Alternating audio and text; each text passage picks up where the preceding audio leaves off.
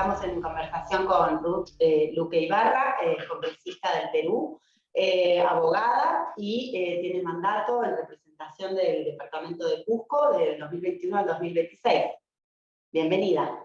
¿Qué tal? Muy buenos días. Lo primero que queríamos consultarle es acerca de lo que sucedió con la moción de vacancia que se presentó el pasado 4 de abril para la presidenta Dina Boluarte, a raíz de lo que viene sucediendo en el Perú, desde la salida de Pedro Castillo, y todo lo que viene sucediendo con la movilización popular, la represión, los asesinatos, la investigación de esos asesinatos y en general la violación de los derechos humanos. ¿Qué fue lo que pasó el 4 y cómo continúa, digamos, la labor parlamentaria en este sentido?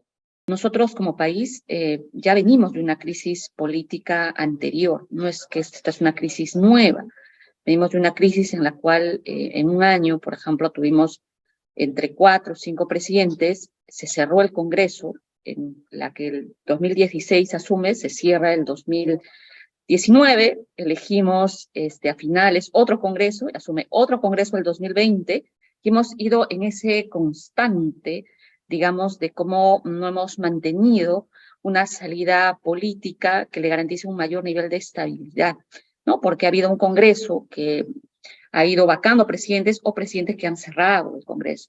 Más allá de las causas que puedan ser objetivas o no, lo cierto es que esto ha generado una debilidad institucional. Entonces, en medio de eso,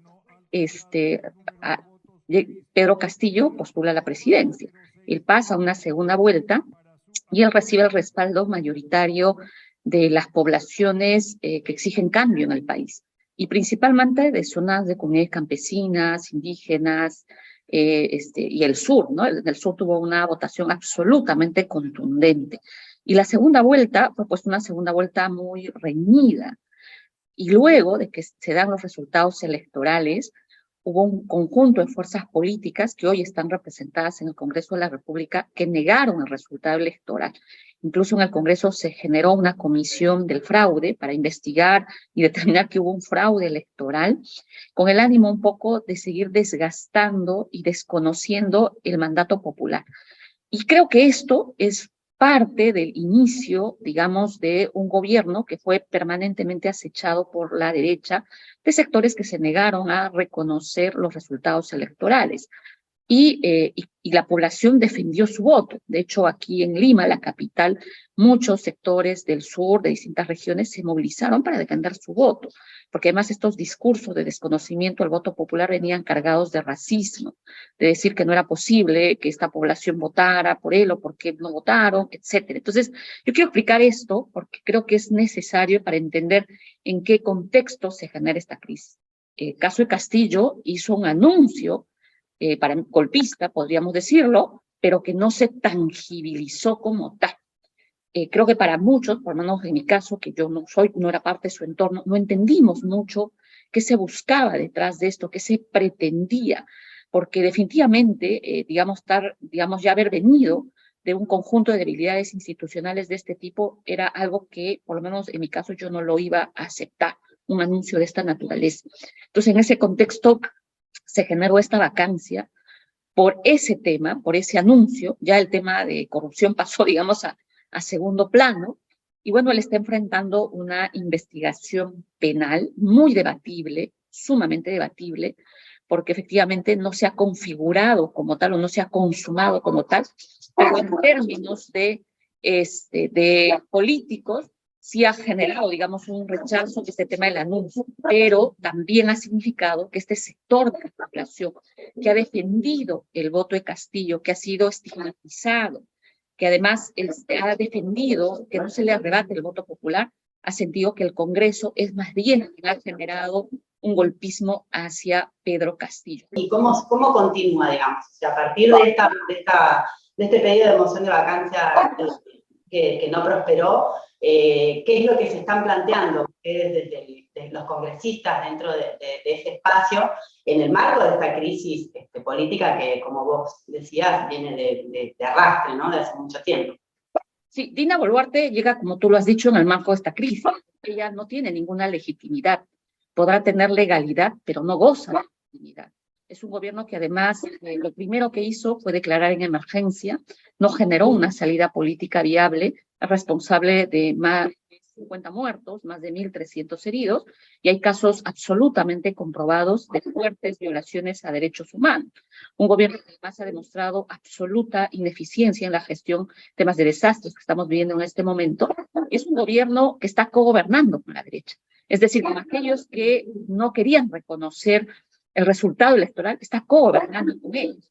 Entonces, eso hace que la situación de crisis sea mucho más compleja, porque es cierto que en nuestro país en este momento no estamos movilizados, no hay una movilización como fue en diciembre, enero, pero hay un rechazo hacia lo congresal, hacia lo presidencial, pues con un rechazo altísimo. En el caso del Congreso, llega un poco más del 90% de rechazo, y en el caso de Dina Boluarte está casi un poco más del 70%. En relación a salidas, estas salidas son bastante complejas en el caso de nuestro país. El adelanto electoral que creíamos, por lo menos algunos congresistas, que podía ser una forma de devolverle a la población la posibilidad de volver a decidir, no terminó generando eso. Se rechazó en el Congreso de la República.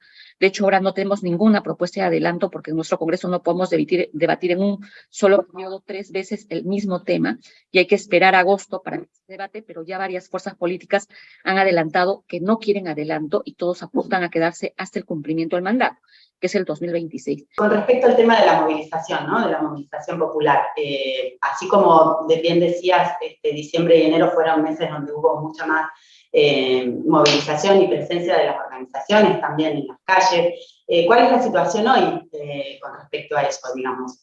¿Cómo se canaliza ese reclamo popular, ya que, bueno, no habrá elecciones, no hay posibilidades de discutir en el Congreso estas cosas?